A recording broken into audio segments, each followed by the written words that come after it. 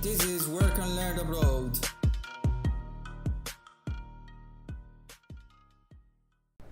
Welcome to this new podcast about people who are working abroad. And today I'm with Andrea, who is a product manager, and she is going to tell us about his story working abroad.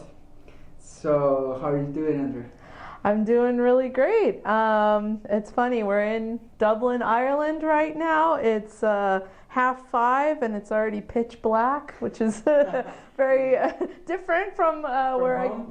from home, certainly. So maybe you can start by telling a little bit about yourself. Yeah, sure. I am originally from Texas. I don't have much of an accent, no southern drawl, because Houston is pretty metropolitan, but I do say y'all a lot. That's your thing. Yeah, my catchphrase. Yeah. And I grew up in Texas for about 22 years of my life, and then I've lived in Chicago, Illinois, Ohio, Berlin, Germany, California, and now I live in Dublin, Ireland. Wow, that's a whole long list of countries. Yeah, it's had, all of them have been very temporary moves, though. This is the first time I've sort of bought the one-way ticket and done that's different. Yeah, the permanent move, right? Yeah, when I was in my first international experience was in Berlin, Germany, and it was only for 6 months. It was during school. Okay. I was just studying there. I wasn't planning to move there. You were just partying and yeah, you were studying. pretty much. Auf Deutsch. Yes. So, what's your initial motivation to go abroad? I think that for me, it was based in the fact that I wanted to get a different perspective of the world, especially having been in the U.S. for the majority of my life, and then with everything that's going on politically and in the news, like it's overwhelming how much information is thrown at you every day, and it's all very, to me, U.S. centric. And I thought,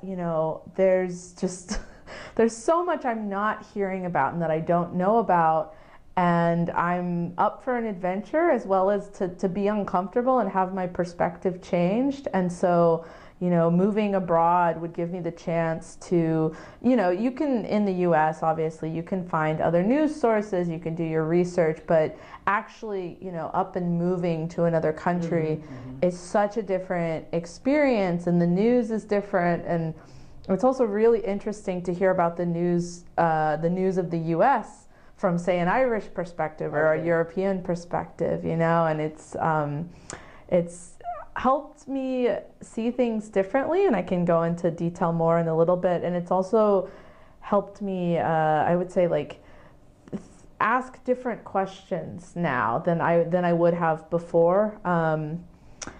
And then, do you want to know a little bit of kind of how I got here? I was wondering, maybe for how long do you nurture the idea of going abroad before actually doing it? Oh, a good question. I think, having moved around quite a bit, I was always used to the idea of, sort of packing up and going somewhere new, and I'd gone to different states.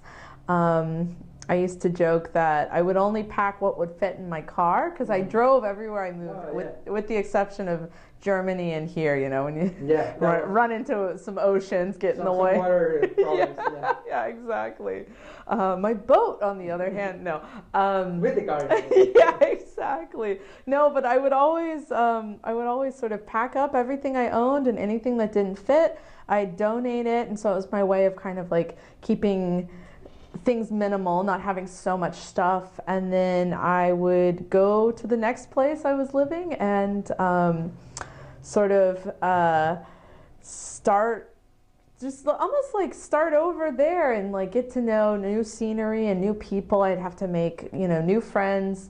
But what's cool is I've been able to keep in touch with all my old friends. So no matter what time zone I'm in, I know people who are awake because I've lived so many different. And in this case, for Ireland, before even doing this, actually, I'm going to do it.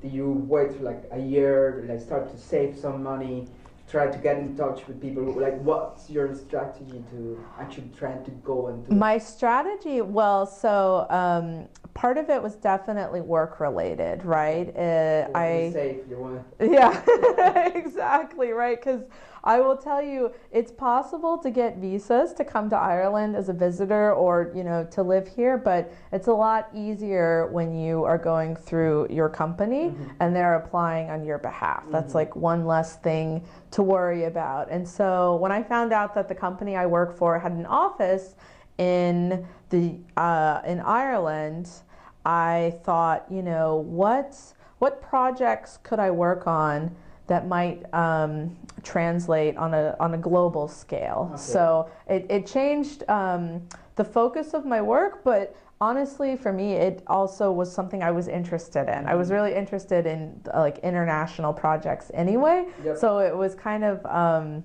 I honestly didn't know I was actually going to get to go, but the next best thing was kind of like living vicariously through my international projects, which meant like working with people in other countries and building those relationships, even though I hadn't traveled there yet. And then it was something I hoped for probably for a year. I was thinking about it and like having conversations with people I worked with, like this is a goal that I'd like to set.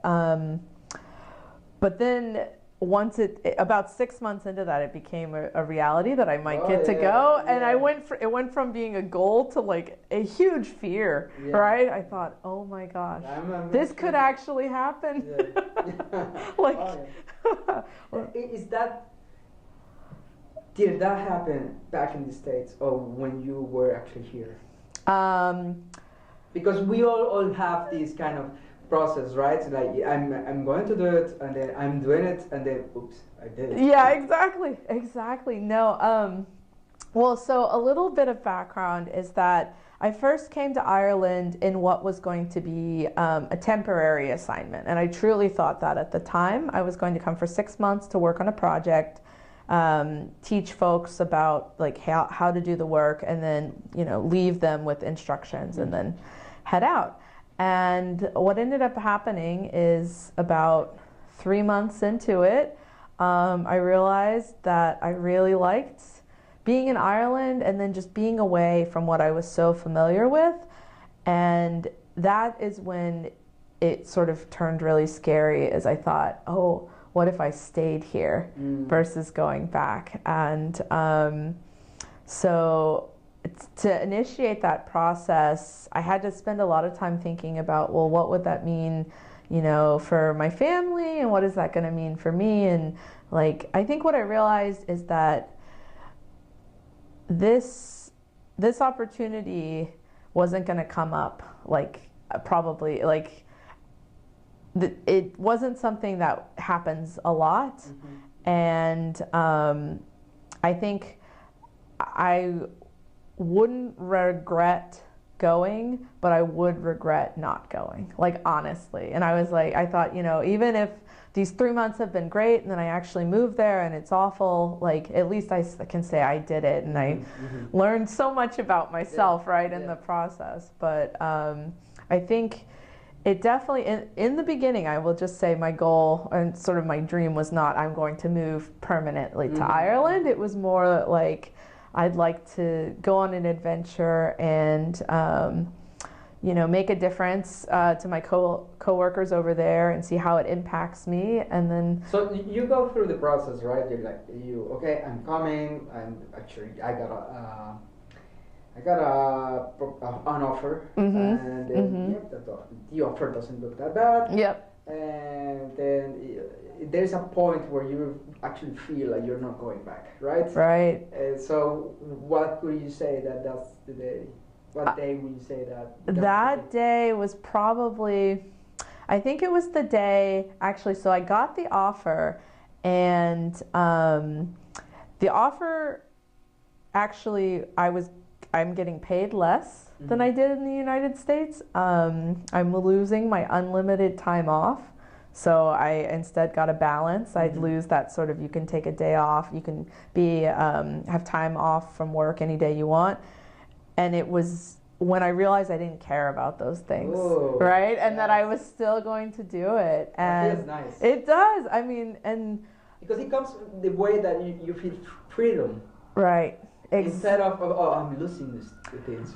Exactly. I wasn't thinking about that. Instead, I was thinking like, my quality of life has changed so much in Ireland, and that's something that a higher salary or unlimited vacation couldn't replace, Yeah. because I like, You feel well, yeah. yeah, I like feeling well. Exactly. That's exactly it.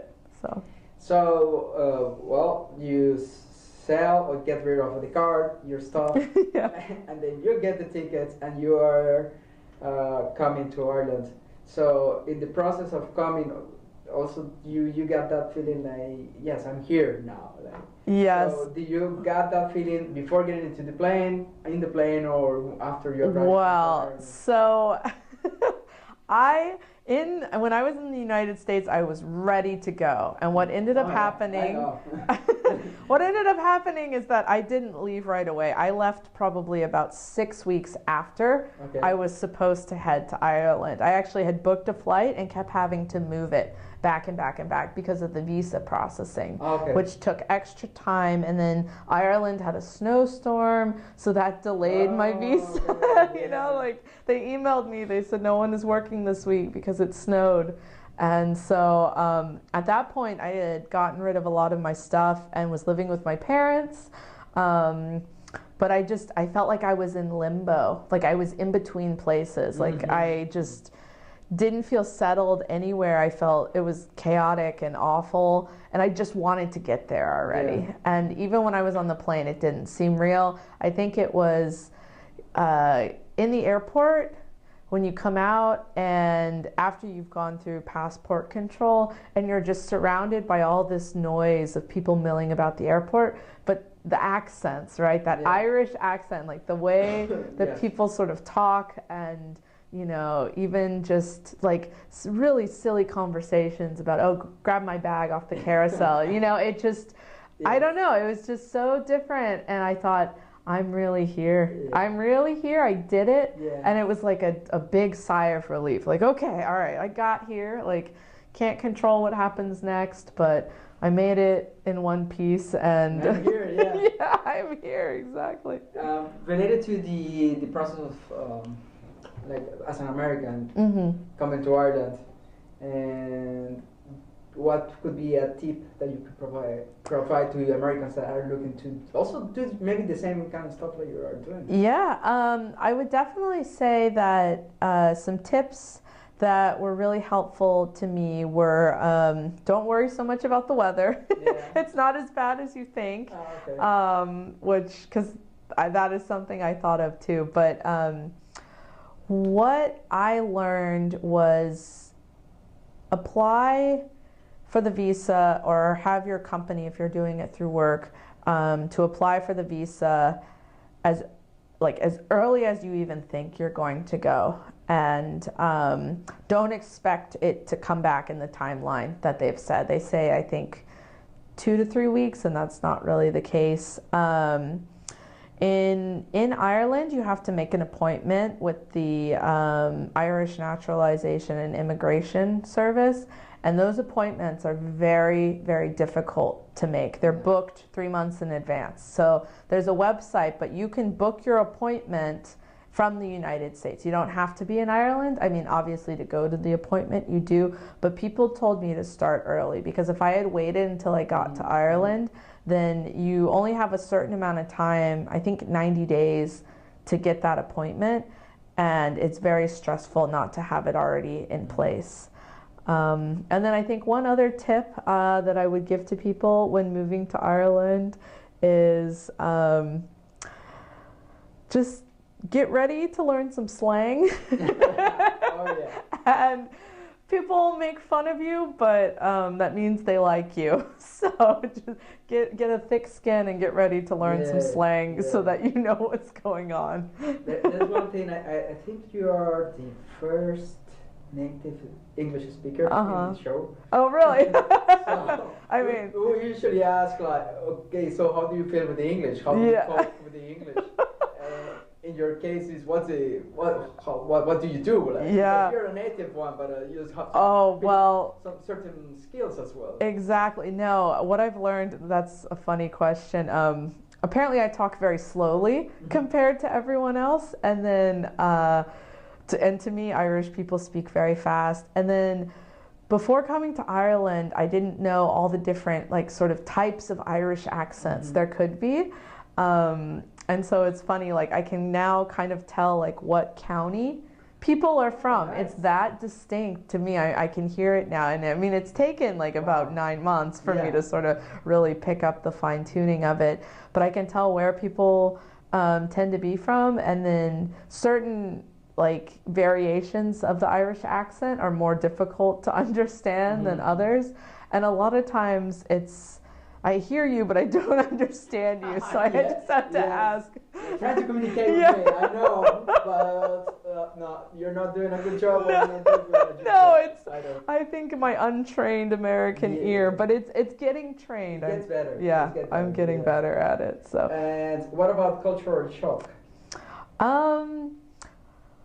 Well, that's an interesting question because I don't know if it would have been different if say I was from like Boston or places where there were a lot of like Irish influence from people who had immigrated. I would say there's not really a big Irish community in Texas. Okay. So it was definitely different to come over here. And a couple of things I think that really shocked me, the public transportation, just as an example. I think people from most other countries are used to really good public transportation. You don't have to have a car, but in the United States, especially in Texas, like I had never, like either my parents or my friends were driving me around, or I eventually bought my own car, right? Like you honestly couldn't take the bus to work. And here, not only if it's raining, I can take the bus, but if it's not, I can walk to work. You know, and I don't live in the city center. I live a bit out, but there are enough public transportation options that I could do that. And I absolutely love it. And then I think another thing in terms of culture shock was probably the fact that jaywalking is not illegal. In the U.S., you shouldn't cross the street unless there's a crosswalk. And it's not the norm either, right? Like you wait at the crosswalk, you cross. But here, if there are no cars coming, it doesn't matter what color the light is, you just go. To the point where, like, one time I saw some guards, actually some policemen, and I was going to cross the street, and I thought, no, I better not. I'm being watched. And then I said, no, but it's okay here. And so I went to cross, and a couple of other people went with me. There were no cars, but it wasn't like the time to cross or whatever. And one of the guards shouted at us, right? And he waved his hand. And as it turns out, we were not getting in trouble for jaywalking. He knew one of the people I was crossing the street with. So he was saying, hey, to his buddy. And I just crossed and went on my way. And I can't imagine what that would look like in the United States. Now it feels very weird to think about, like you just look both ways and then you go, right? That wasn't the way I used to feel 9 months ago. What about doing business? Do you find doing business different? I mean, I have to say people are very patient and very kind. In terms of doing business, like going to get like a coffee or something, or or even at the office. At the office, yeah. I mean, I can talk about all kinds of experiences and it kind of ties in with culture shock too. Like, people know what you're saying. They'll if I say I want like a coffee to go, they know I mean takeaway. And I learn that sort of thing as I go along. And then in the office, I think, like, honestly, part of the reason why I love my job is not because I'm, particularly fascinated by what I'm doing, but I really like the people I work with. And the people say big accent. Yeah, and honestly, the Irish people especially. I mean, although it's a very diverse company. We have diverse offices in all of our different locations, but especially here, it is just people, took me in on Christmas because I didn't go home for the holidays. That was nice. It was incredibly kind, and then just at the beginning of meetings.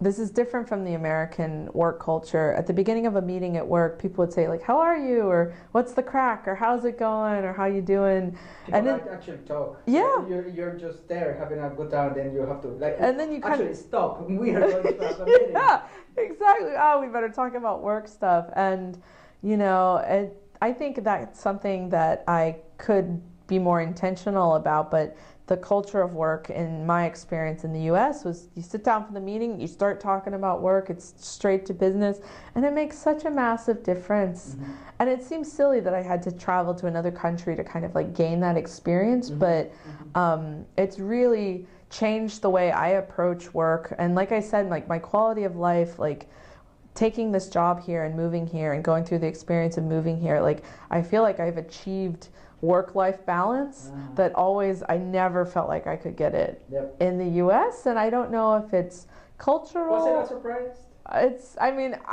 I was a little surprised. Because in my case, I didn't know that much about Ireland. And then when I came, it was like, oh, actually, these people are nice. Yeah. Well, they are so gentle. Yeah. No, they are so funny and so kind. And I think like it's so funny. I think I've like picked up some mannerisms, like the way I structure my sentences, or just true. I say like in front of like things, like when we're like don't worry about it. I never used to do that, but I'm around a lot of people that say it's fine, it's grand, Yes, so it kind of. I know how. Because in my case, being from Costa Rica, the exposure to English is American English. Mm-hmm. That's what you get. Right. And then when you start to get here, and then you hear other words, slang and accents, and you start to be in just a mess about words between, in my case, American, British, and Irish, because that's what you hear all along in the TV around you, and then still the American is going to be there. That's what you were learning at the beginning. Yep. So, yeah. And any other tip that you might give to someone who is looking to have an experience, an American or here in Ireland or even Germany? Wherever you go, I think absolutely go for it. It's one of the scariest and most uncomfortable things I've ever done in my entire life, and I don't have time to go into it right now, but like I was in hospital when I first moved here, so I had to learn the Irish healthcare system very quickly. Things you think should be easy are very difficult, and then things you think are going to be difficult are surprisingly easy. Like the things you worry about aren't really what tends to crop up as an issue that you have to solve. But in my experience, people are helpful, and I've learned so much about myself, even from the not so great experiences.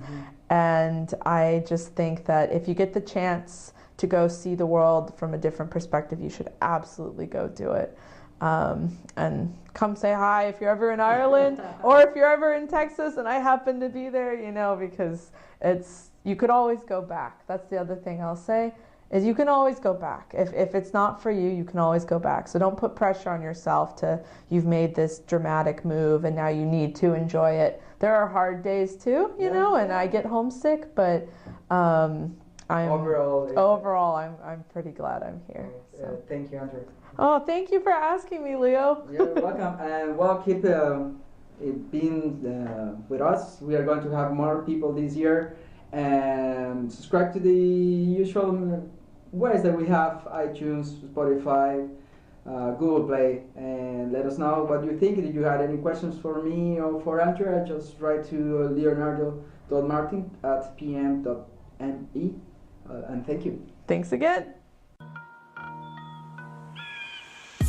This is Work and Learn Abroad.